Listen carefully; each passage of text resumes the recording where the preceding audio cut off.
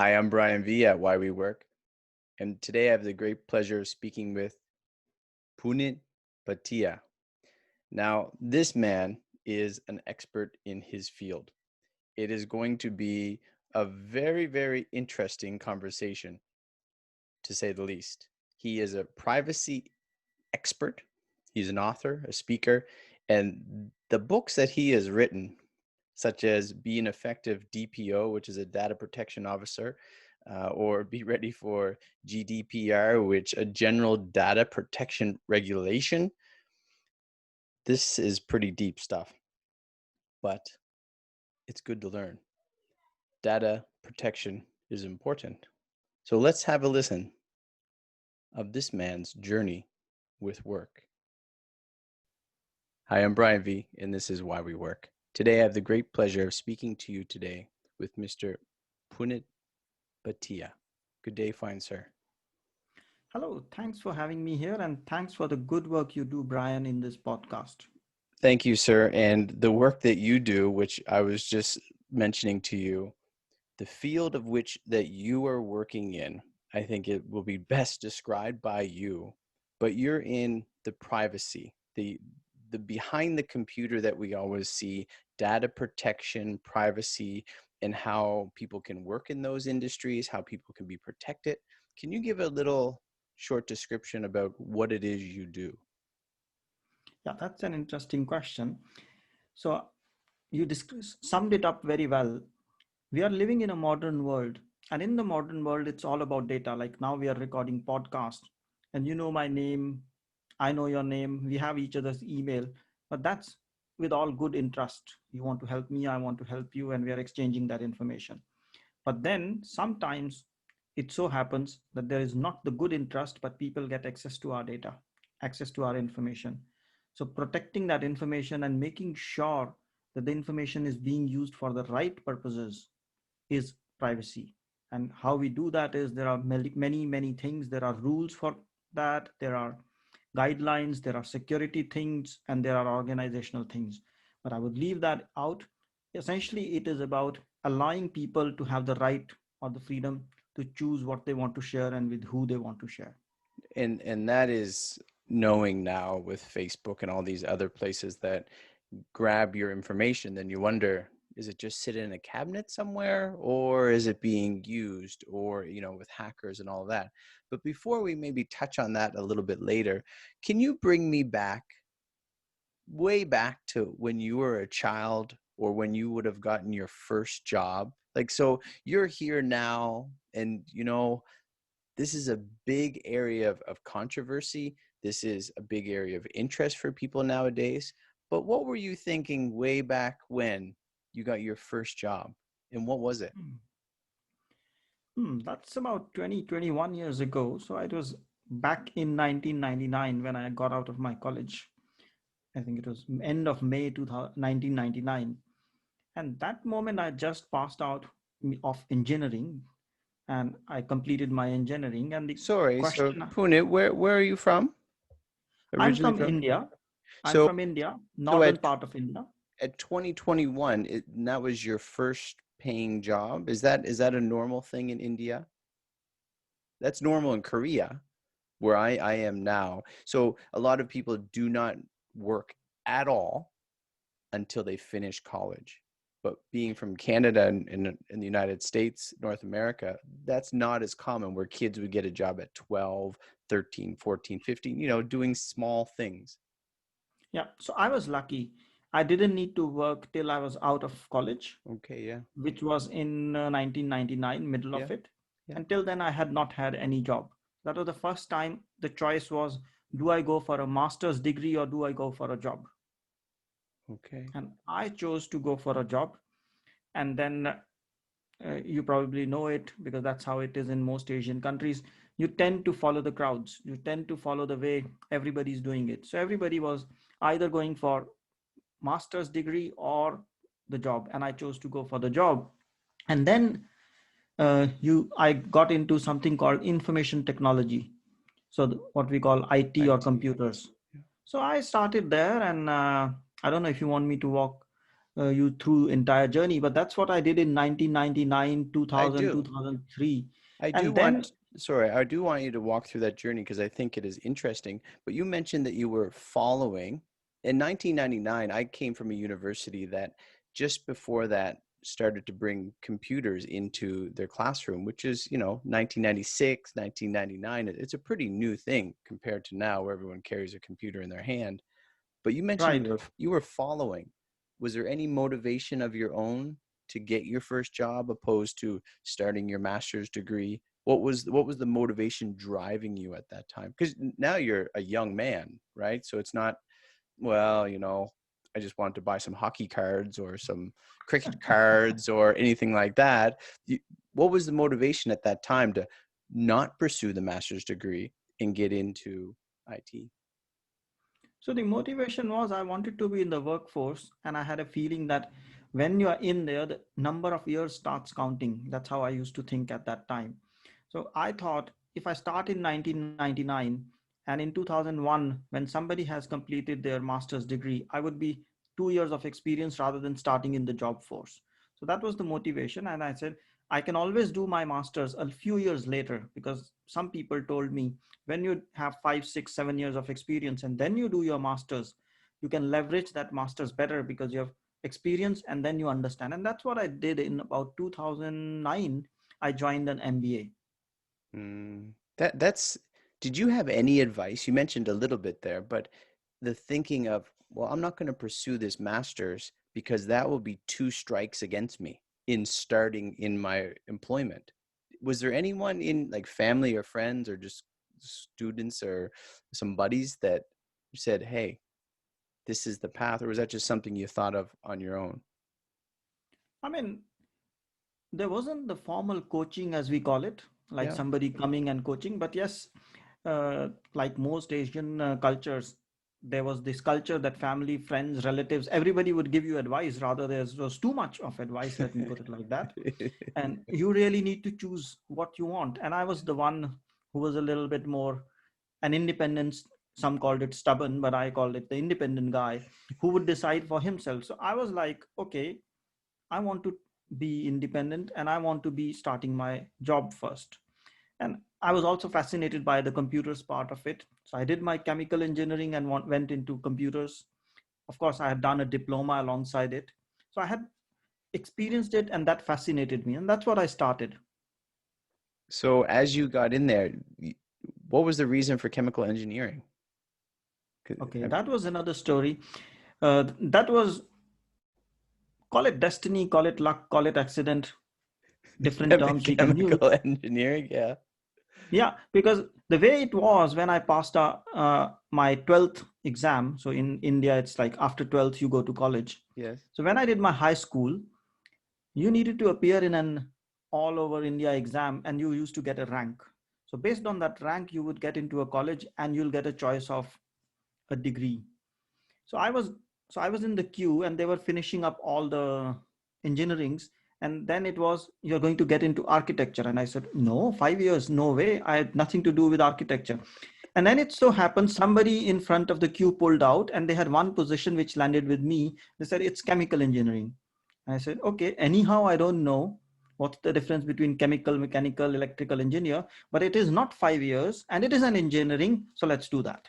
So I did it literally like that without much knowledge or information about chemical. And when I got in, I found that it was a bit challenging, a bit more challenging, because chemicals, chemistry, and so on. That was, I mean, I was either a mathematician or a physician or more in between. I mean, not the physician of the doctor, the physics guy, and chemical was in between.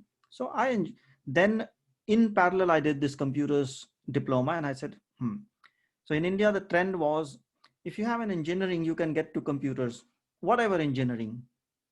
I said, okay, that sounds good. Let's complete this chemical engineering and let me get into this, uh, the field of computers. So that is how it happened. Was that a hard transition for you? Was it completely different, or was there some similarities in how they approached ideas and theories? I mean, there were a few commonalities because as an engineer, you are hardwired to think analytically. Mm-hmm. And in computers, that's what you need. So essentially, 2 plus 2 is always 4. And that's what you are taught in mathematics, in engineering, and you're taught to think in patterns. So it worked well. But as I started to evolve, as I started to work in that, I realized that it was getting too analytical, too technical, Mm-hmm. even for my comfort. But then, as I had more and more opportunities and I switched jobs, I realized that there was this soft side of uh, technology. So you can either be a hardcore professional who sits behind the PC and does coding, or you can be a project manager who has to liaison, who has to talk, who has to build relationships, understand others' perspective, and communicate it to others. So that's where I got fascinated with. And then project management, relationship management, sales management, and program management. And I said, that sounds interesting. But then I had a void meaning, because in my heart, or in my head, I was the analytical guy. 2 Mm-hmm. plus 2 is always 4. But in the management, 2 plus 2 could be anything, because it's people thing. Yeah. It depends on who the person is in front of you. And that's fascinated me. And then I was like doubting myself, is my head right or heart right? So in my heart, I was the people person. In my head, I was the analytical guy, and I needed to marry the two. So I went into MBA, and to validate how do managers act. And then I understood management is an art, it's not a science. So I've done the science, and now it's the art which I'm into. And that was a big revelation, because I understood about communications and the art of not being perfect. So done is better than perfect, philosophy like that. Or you need to give people space. And then I started learning about sympathy, empathy, soft skills. So from hard skills, I moved to soft skills. With those soft skills, was there some influence in your life to realize that this is important? Because with those hard skills, some people, whether they realize the soft skills are important, they will be more analytical, they'll just study the numbers and not be that more compassionate, sympathetic manager that you seem to have a heart desire for, while still appreciating the numbers. Was there some influence growing up that led you to have that heart for people? I don't know. I never put that into perspective, but I've had a feeling that what I was doing in my analytical was because the society or the situation demanded so. While in the more people side of it, that was something I enjoyed more. So kind of improving myself, discovering why others think what they think, understanding who they are, what they want to do. So that's the side which fascinated me. But if I look back, if I see, what do we say, 30 years ago or 25 Mm-hmm. years ago, I still had this fascination of why things work the way they work. I never paid attention to it. I was always a thinker. I was always thinking too much, but I misused that thinking energy because I was doing it in an analytical way without paying respect that humans are humans and you can't apply science on them. So, in which way were you applying it to humans? So, it to me, it still sounds a little um, one-off for me to understand Okay. how you saw it, your potential and what work you were going to do to apply to people, and how maybe that leads right into what you do now. But how was it touching the people's hearts and their lives? Yeah. So I had this tendency that, let's say I'm talking to you, I would over exaggerate if I'm in 1999 or before, or even say before 2010 till I had done my MBA. I would overthink and imagine, okay, Brian would ask me this, then I would answer this, then this, then this, then this. So I would have done my whole mathematics, whole engineering of what you will ask, what you will not ask, and then have everything in my opinion ready. But I'm not Brian, so I've never heard Brian, and there will be the element of surprise, and then I get frustrated. The two-sided conversation is an element of surprise. Yeah, so I was ignoring the surprise part, and then I was angry at Brian or whosoever the Yeah. person was. Why doesn't he think like me? But he's not me. Oh, I So think, yeah, that's the fascination I had. yeah. And in all situations, whether my parents, whether my sisters, whether my friends, I was expecting them to do what I wanted them to do or imagine them to do. And then I was always disappointed. So when you married these two ideas together, was that a rough transition for you, or was it made everything make sense, and then it gave you the peace of knowing this is where you belonged in your career? It was a rough transition because you bring in 28, 30, 35 years of baggage, let me put it like that, Yeah, or way of thinking that you've carried on without knowing what you're carrying along.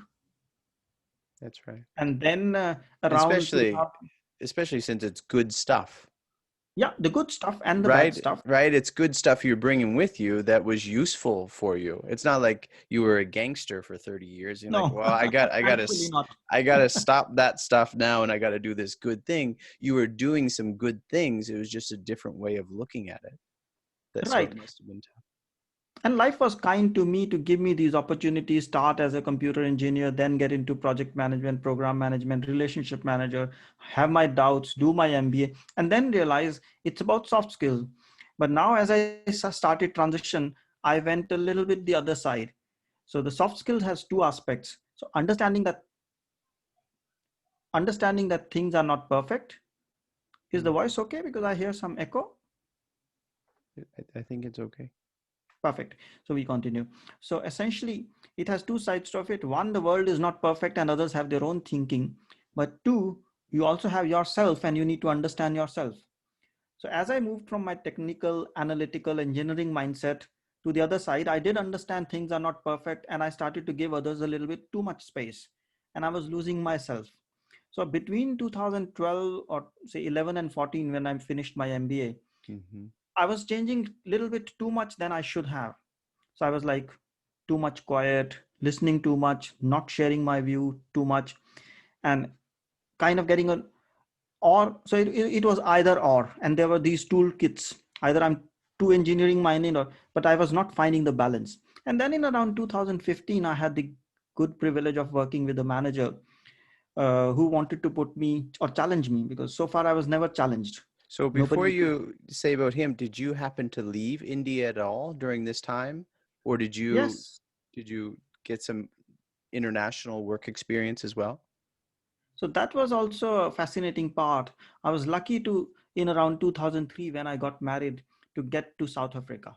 And that's when this transition also happened. The trigger was because in Asian culture, it's about 9 to 5 or 9 to 9, and then you have the home and then it's done. So you don't have too much time to think. And Yeah. when I went to South Africa, I saw that things were different.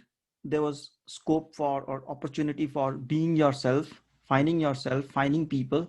And that triggered me. In 2003, I moved to South Africa. And about 2006, I moved to Belgium. And I've been here since. So, Belgium in Europe. Okay. So, that the opportunities I had because of this transition or this relocation also contributed behind it. And even in 1999, I had my first expression. I was in North India, 1999, first job I went to South of India, and I saw a completely different world within India because it was Yes. 2,000 Yeah. kilometers apart. Yeah. And it brought about, so around 2003, the word culture used to play a lot of part in my sense. So before that, it was maths, science, physics, chemistry, computers. And then the word culture, soft skills started to bring in. Of course, they landed in around 2006, 7, or started to land in 2006 and 7. Yeah. And around 2010, I had my real dilemma. So I did my MBA. And Hmm. after my MBA, I started to be a little bit too much on the other side. And around 2015, then the aspect was okay, this is this, but who am I? Yeah. Because maybe I was moving from this to that. And again, as you said, I was not a gangster. So there were good things to leverage here and good things to leverage here. So then I started to develop, and I did my first big thing was I started to read books. And then first book I listened to was from Mr. Brian Tracy, and it said, change your thinking, change your mind, or change your life. Mm-hmm. And it literally did that for me. And since then, I've read or listened to about 160 books, and it meant a big change for me. And that allowed me to discover myself, know others better, and even improve myself. So then this thing fitted in. Okay, this is analytical, this is technical, this is me, this is other person. Yeah. and let's see how the combination can deliver something. That's a really interesting journey, especially since you were so clear-minded all the way through. But I was Clear-headed. not. I was that gangster. That's I can make that analogy. But it's really interesting to hear how you were thinking all the way through, and you knew specifically what you were doing. Sometimes it was, complicated or confusing of how to balance things out, but you had the wherewithal to know this is what you were going through. It's really interesting. Yeah, but I would say before 2015, it was subconsciously. It was Yeah. not consciously that I was doing it. Yes. There were some things, but I never appreciated them, never thought I'm doing so. Like I did my MBA, but I was never thought I was appreciating myself. But Hmm. since 2015 or 16, I also started to bring in the aspect of conscious expectation, conscious change, and conscious thinking. So in Belgium, is this where you began your career, or did you start this into privacy and data protection? So my career had about three different blocks. So first five, I started in India in 1999, Mm-hmm. and I was purely into the technical stuff. And then I had in the technical part, the project management, program management, it was a little bit relational soft skills. Then after my MBA, I did sourcing and vendor management, that is managing companies with which companies work with. And I had the other experience. And in 2014-15, I switched to data privacy. So I was fortunate enough to have an opportunity in the bank I was working for, and I switched to this data privacy. And as I was doing that, and a few minutes back, as I said, in 2015, I was also on the journey reading books and listening books. Mm-hmm. And I was like, how do I leverage my skills? How do I bring the best of me to other people? And then it came to me that I should write books. I should be more expressive. So I started speaking to people as a public speaker. I also wrote 3 books in since 2015, and then things started to change. And as data privacy also was mix of technical and the soft skills and everything combined, it needed the hard skills, my technology background, Yeah. it needed the soft skills, and it needed an understanding of law, which was another dimension, which Mm-hmm. is also interpretative rather than just clear. So it was a good combination of all the things I had done for last 15 years at that moment. In the last part, since 2015, I've been in data privacy. So in 2015, what led you, or was that just natural from what you experienced that would have been the next logical step for you, or was there a reason why you went into data privacy? Well, for good moments, you need some bad moments. So that's how it worked. So in 2015, I had a tough boss. I called that tough at that time, who challenged me, who questioned me. Because before that, since I was strong headed, people would not question me and I would get my way. But this was another strong headed person. So when two strong headed people meet, you can imagine what happens. And then only one can win. So it's because in software, I'm married. I don't know. Maybe it's just me. no, okay, well, let's not get that part on the air. No, we know. We have Yeah, bruises we right know. here. Right. So that boss kind of challenged me. Yeah. And in that moment, I was on verge of getting fired. So I needed to find something. And as I was Hmm. finding something, I was leveraging all my skills and my network within the bank, and I was connecting with people. So I had this idea to get into compliance, regulatory, risk management kind of things because it fitted with me. By outsourcing and working with vendors, I was aware of the risk part. Through program management, I knew that. So I thought, and somebody said to me, well, compliance is a safe job. They will always have laws and you'll always be busy. And I said, sounds interesting. Why do you want to be in this, be in regulate? I mean, that's the short-term thinking I had. But as I got the opportunity. There's a program on data privacy. It's technology. I said, yeah, I know technology will take care of data privacy because I was always a quick learner. And as I learned it, I understood it's far more than technology. It's far bigger. It's full business, full everything. And it allowed me to flourish. So it was an opportunity driven by a tough boss and a need for or demand for change. So in now being in, so for your 5 years in data privacy, Yeah. what has been the biggest learning curve just in this sector or in this realm of technology for you? Well, in data privacy, the learning has been that there are so many laws and there are so many people. Everybody has an opinion and everybody can be right, which is the fascinating thing. So it's the same law. If 10 people read it, they will have 10 different opinions and all 10 of them can be right. Does So that that's then does that then get frustrating? Or no, is that relieving to know that 10 people can be right? I call it fascinating. So it's not relieving because Yeah. sometimes you say, how can you say like that? But then uh, you get fascinated. Oh, you can think like that as well. Oh, yeah, you can have that interpretation as well. And I don't mean to say all of them will be right, but Yeah. most of them would be right. And then there may be some who would have a slightly off the tangent interpretation, which is not correct. But that's fascinates me and that keeps me engaged because coming from a technology, coming from the soft skills and everything, I can relate to it and I can help people. So Punit, then with that sort of variation, what is difficult about your job? Just like day-to-day operations. What is hard about going into your work and being, analytical and also managerial, but also in this very popular area of technology? What is difficult about your job? Hmm, that's a good question. And if I'm honest, in that privacy job, I did not find enough challenge. So what I did about 2 years ago is, or 1 year ago more formally is, Mm-hmm. I became an entrepreneur. So Mm, I know the privacy part, I know all this, but I don't know how to set up a business, how to get clients, how to sell well. yeah. So now that's the challenging part, and the rest is the leverage part.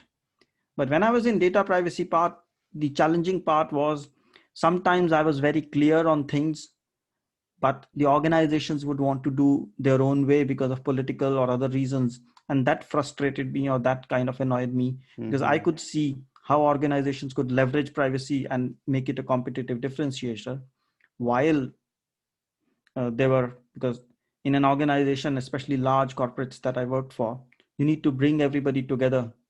And that, I think, at some point in time was not something which I was enjoying. I was doing it, I was happy doing it, but I did not enjoy it. So then I thought, if I become an independent or a business, then my interest is to provide advice more neutrally, because when you're in the company, you need to balance out different things. And I was not happy balancing out. So that was another challenge I had. So as if I have my own business and you're saying you're an entrepreneur creating your own business, what is your message to what have you, the small, medium, larger size businesses that should be considering or taking data privacy more seriously? What is your pitch? What is it that you're saying to them as to why they should take you on board, or at least would it be as consulting or hire you on? What would you say to them so that they can really understand probably even the value of the data that they have, but also the privacy therein? Yeah. So, so privacy is a complex and abstract topic, but the fun of doing the privacy work is when you align it and associate it with the business for which you are working, and also simplify it in their language.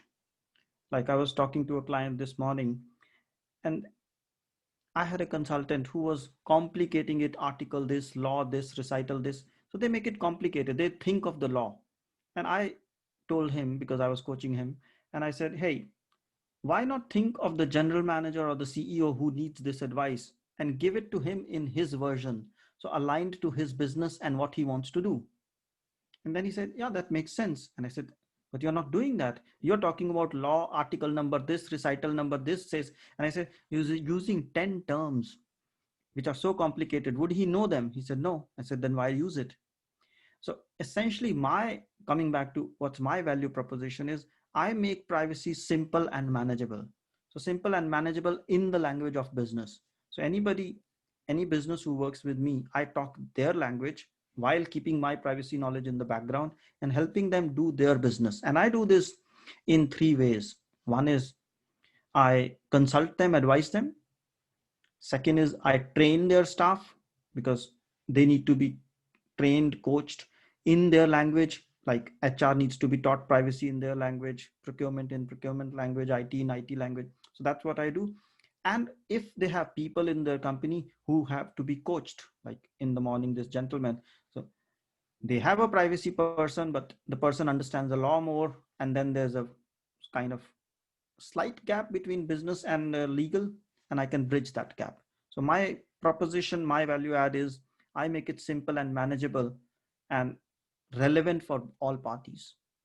So as you, Punit, look at what you used to do in just doing data privacy, now venturing out on your own, what is the joy? What is the excitement that you get out of doing this new aspect versus, it wasn't challenging for you what you were doing previously. Now this would be venturing out on your own. This is a big step.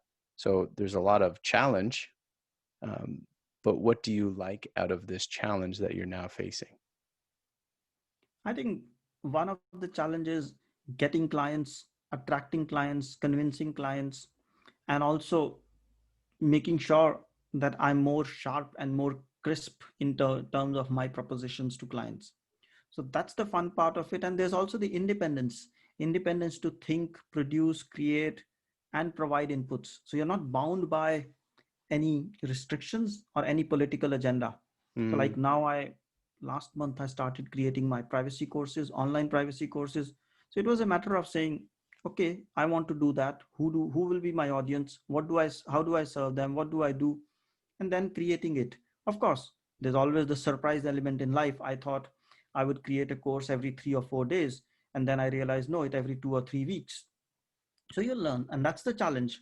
And you need to get used to it. And then I thought, okay, I'll make a post on LinkedIn and it will start to sell, but it doesn't work like that. So mm. there's the challenge. But the motivation factor is the independence, the freedom, and the joy of helping people. At this time with COVID, people, from what I see, you may see differently, is technology should be growing. More people are using their computer, they're staying home. That's my perspective. Is that mean there's a demand for you? There's a greater demand for IT professionals, data privacy experts such as yourself? Is this becoming a demand, or because of COVID, many people who I've interviewed over the last month, they've lost a lot of business, speakers, authors, and such. But yours is helping the back ends be better. So are you able to grow during these times? I think it's a mix of both. In about mid-June, one of my primary clients ended their contract. So I Mm, had a little bit of like, have the primary income yes. kind of slowing down, stopping. And now things are starting to pick up because I adapted to the model and now I'm providing online courses, online coaching, and things like that. But essentially, in the modern world that we are talking in the COVID era, if we call it, or pandemic way, it's going to be a mix of technology and soft skills. Mm. So we do need these Zooms, the Microsoft team, Google, and so on as technologies. But behind it, your soft skills become even more important. Yes, data privacy is important, but the softer part of the skills is even more important, because when somebody is in front of you, it's easy to say, hey, listen to me. Now somebody puts his screen off and you don't know if he's watching or playing or eating or maybe gone for a toilet break and put it on mute. And that's where your Mm. communication, engagement, and softer skills have a larger role to play. So you need to connect with people in their minds now, not because they are far away. Like now we are speaking, okay, I can see you, you can see me, and that's fine. But if I put myself on mute, I mean, again, in a two-person meeting, it's a bit challenging, but when there are 10 Mm-hmm. people, I put it on mute, I stop my video, who knows what I'm doing? Yeah. That's where the softer skills are going to play a little bit more role than before. And yes, technology would be the enabler. Well, I'm glad to hear that your business is still growing rather than, and I think you picked it, when you were Yeah. in your 20s, you picked an industry that, and I was thinking of this, just actually I think of it every couple of days, of what is a good industry to be in when stuff like this happens, COVID in particular, and what kind of industries will be protected against these sort of instances. And I think technology in this sense is one of them, unlike a restaurant or something. Do you Right. have And I think, Go ahead. yeah, please go ahead.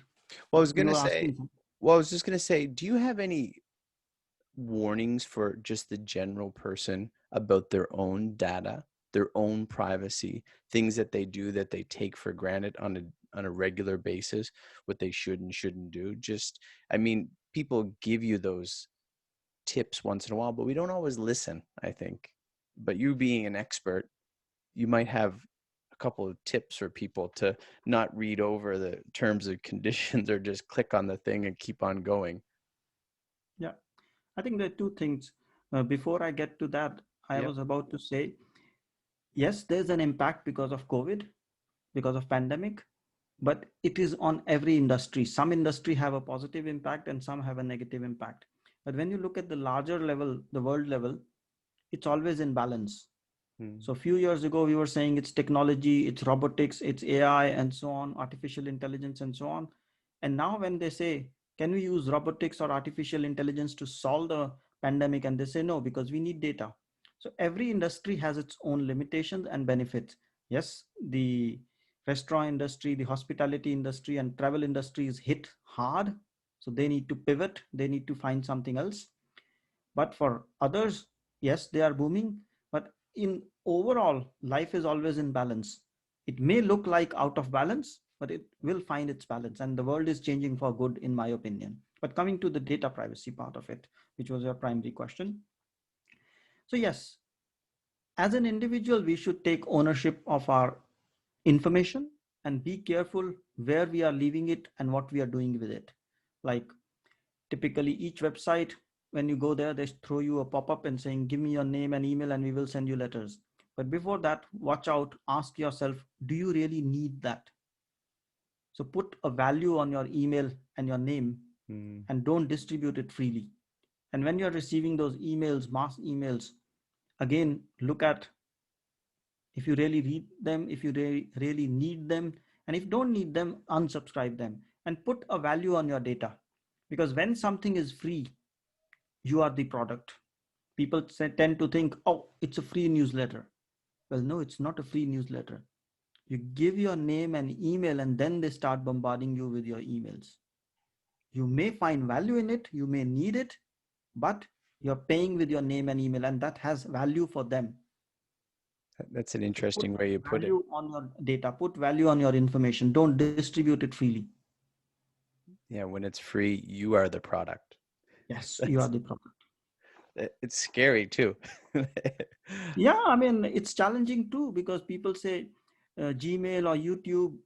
Now, you're watching YouTube for free. That's how it looks like for a normal person. Hmm. But behind it, every few minutes, you are getting an advertisement. So they are Hmm. making money because you're watching it. And Hmm. now there's a paid version of it in which you pay because they make their money and you watch it for without ads. But in the first version, you are the product. In second one, it's the money that's paying them. So they need their money to provide you YouTube. You let them have it through ads or through your data or through your money. I would have liked to have been in that conference room that day.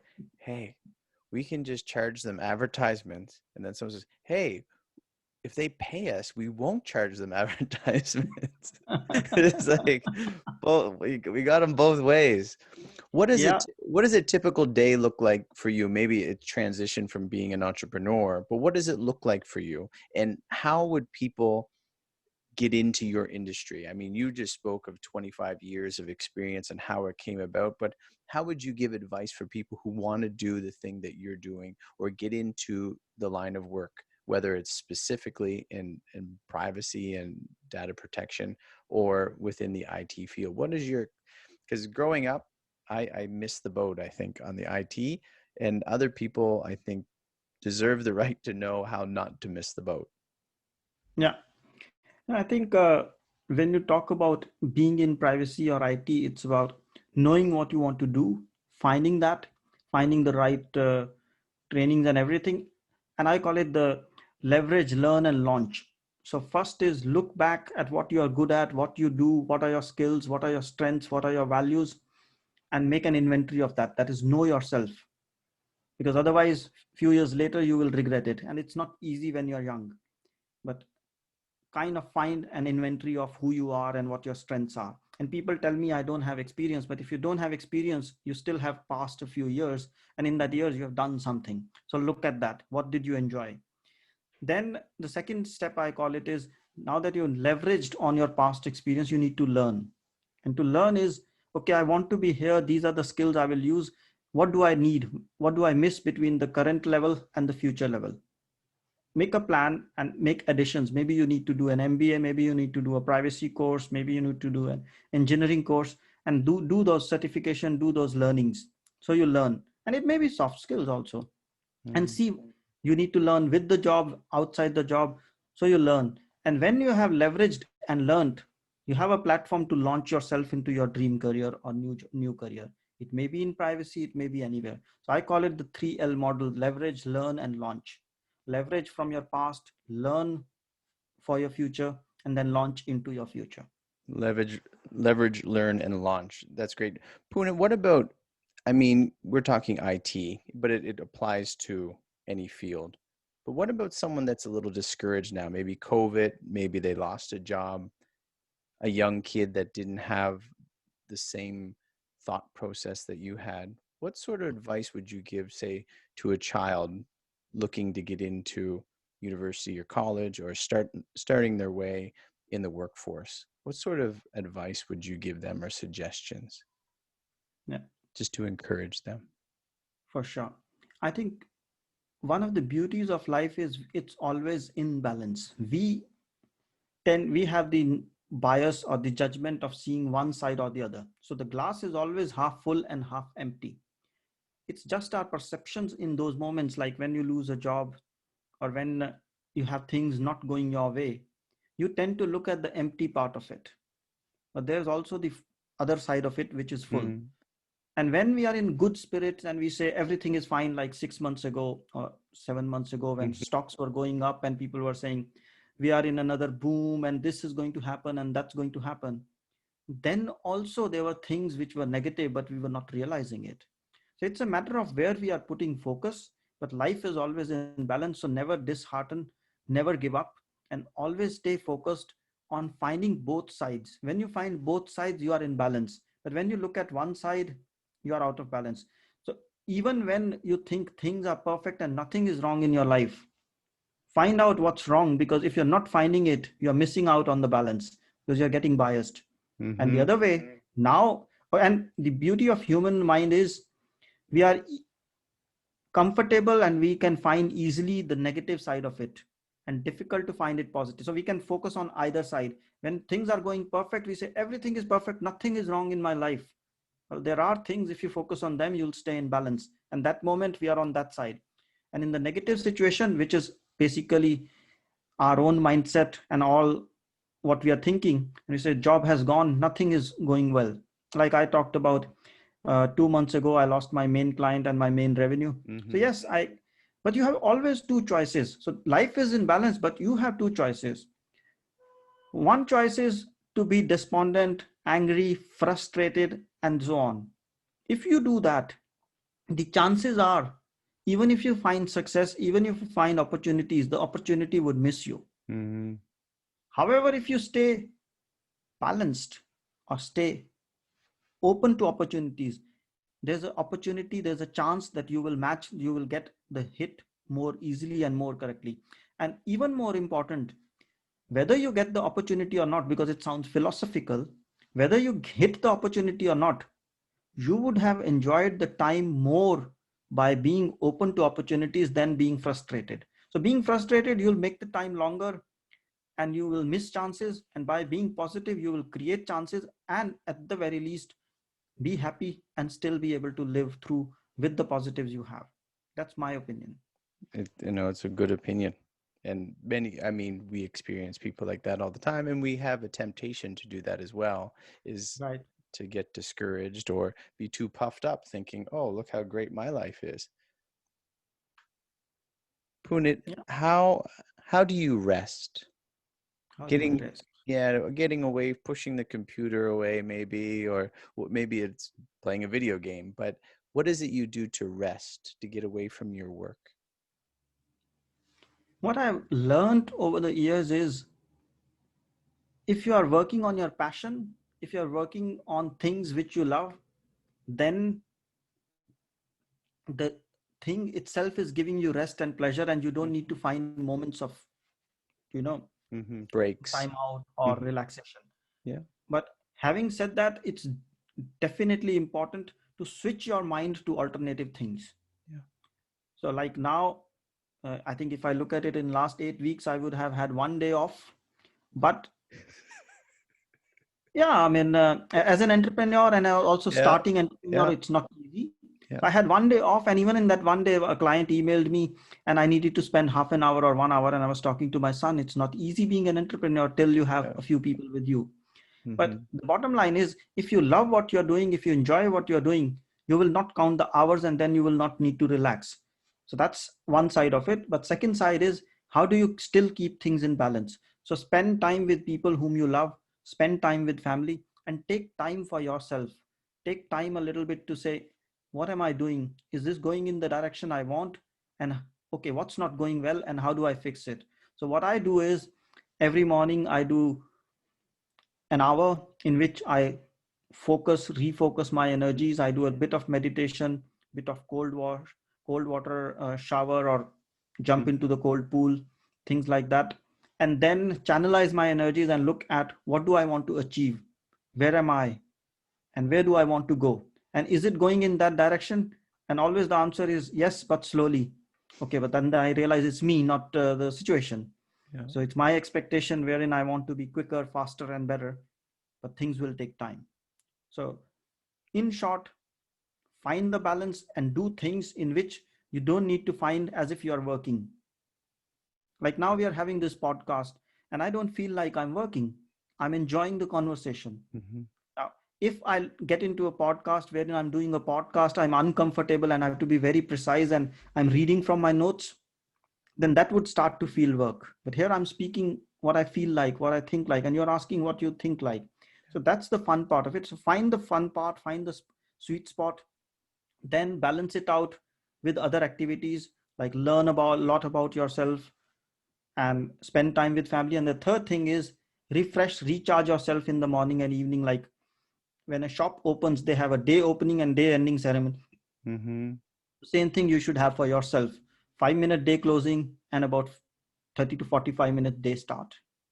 That's a good way to look at it too. I've never thought of that. Open and close for yourself. A couple more questions before we go. For sure. Punit, thinking back when you avoided being an architect with all your might, getting into chemical engineering, and even things when you were younger, all the way up till now, and how has work, and you mentioned work is your passion, something that you love to do, so it doesn't seem as though it is work.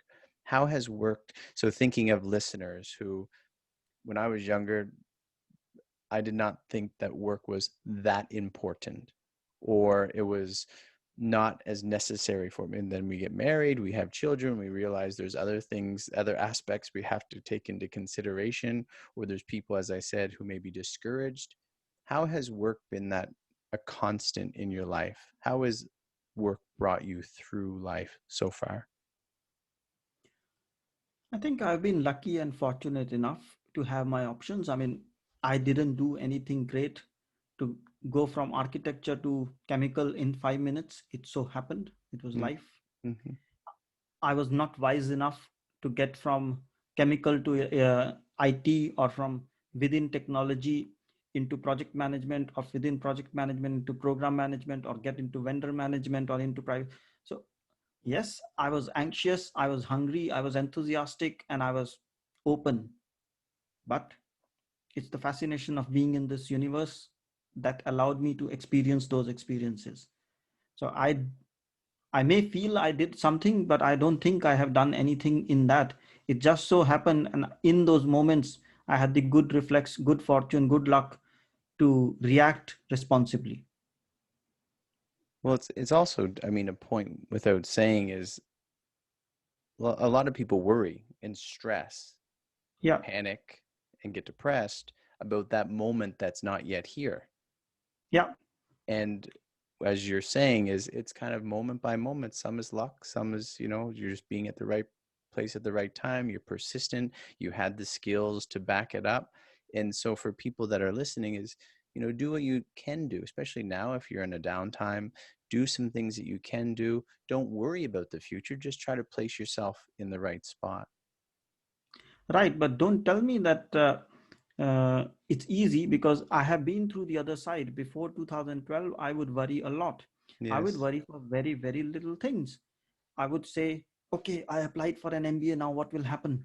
Will they get me? Will they not get me? Now they've got me. Oh, I must take an. So everything is fine. They've taken my, given me the opportunity. I can subscribe, and I say, oh, I should subscribe. Maybe they have given some 5 more extra people. And then if I don't apply now, they will take it away. So maybe if I pay the fee now. So I would worry unnecessarily and forget about the bad situations. Then I was the champion in worrying. But then, uh, over time between 2012 and 15, and especially after 15, reading some books and having influence from coaches, Yes. I learned to manage stress, and I learned that unnecessarily spending your energy on worrying will not yield you anything. Yes, I want Absolutely. 100 clients, but, or 100 clients this month, but just by worrying, I will not get it. So rather, I let it be and do what I'm good at without worrying about. And it's not easy. I tell myself every day, but every 1 in 10, 20 days, it so happens that I start to worry. But then the process of, as I said, reflecting, or day start and day end, you say, ah, what's happening here? And asking yourself the question, which, how are you feeling? Now we ask others, how do you feel? But do we ask ourselves, how do you Mm-hmm. feel? Mm-hmm. And that's a very powerful question. How do I feel? And first time you don't want to answer, but when you take time and get it deep, you realize, this is making me anxious. Why is this making me anxious? Okay. Okay, I want this. So what can I do about it? I can't do anything about it. Oh, okay, I have to wait. So let me wait. So it's a process, it's a journey, and it's not easy. It is easy to get frustrated, and sometimes we don't get time. And this pandemic is a blessing for people to get used to themselves, get used to being themselves. And if you take that opportunity, take that chance, because most of us are not traveling, most of us are working from home. So we Mm-hmm. have those extra hours. So yes, use a few of them for sleeping, but use a few of them for working with yourself and improving yourself. This is great. Punit Bhati, how can people reach you? How can they find you? How can they call you for counseling and consultation? The best way is go to LinkedIn and find me with my name Punit Bhatia, or I'm also on Instagram and Twitter. And for the traditional channels, my email is info at punitbhatia.com. So reach out to me and I can always help you. Punit, I have one final question. Is there anything else that you wanted to add that's along the line of work or even your own work? Well, as I said, didn't bring my old self who had engineered 100,000 permutation and said, this is what Brian would ask. So I had come with an open mind to have an open conversation, which I have had. And I think I'm very happy to have spent time with you and be part of your show. So thank you so much for having me. And thank you so much for launching this podcast, because it brings a lot of joy and a lot of spontaneity, spontaneous conversations and heart to heart conversations to people. That is my hope, and I appreciate it. Punit, one final question. Why do you work? Why do I work? I think there are many elements to it. It's not just one. Mm-hmm. Uh, and it is more philosophical, but that's how it is. I mean, we are living and we all need the money aspect of it. Yeah. So there's that one reason. But for that, you can do a job, you can be an entrepreneur, you can be whatever. So we all need money to survive. You can always say money is not important, but that's one part of it which pays our bills. The second part is I love to help people, and that's why I consult. Mm-hmm. I give advice. So that's the second part. And the third part is if I don't do anything, I will get stale and I will not be relevant, because if you're not growing, you're dying. If you're not acting, basically, if you stay static, the law of inertia comes in. So rather be in the law of momentum, that is keep working, working, working. So that's another reason. So it's for those three reasons to achieve my goals, some of which are money related, to meet people and help people, and also do something which fits into those two objectives. That is leverage my skills to help people and achieve my targets. Punit Bhatia. Thank you, kind sir. You've been Thank you so much. a scholar and a gentleman, and I appreciate your It's my work. pleasure, You, and you all the best with your show. you do have a heart for people, and you have a mind to help us, and I thank you very much. Thank you so much. Thank you.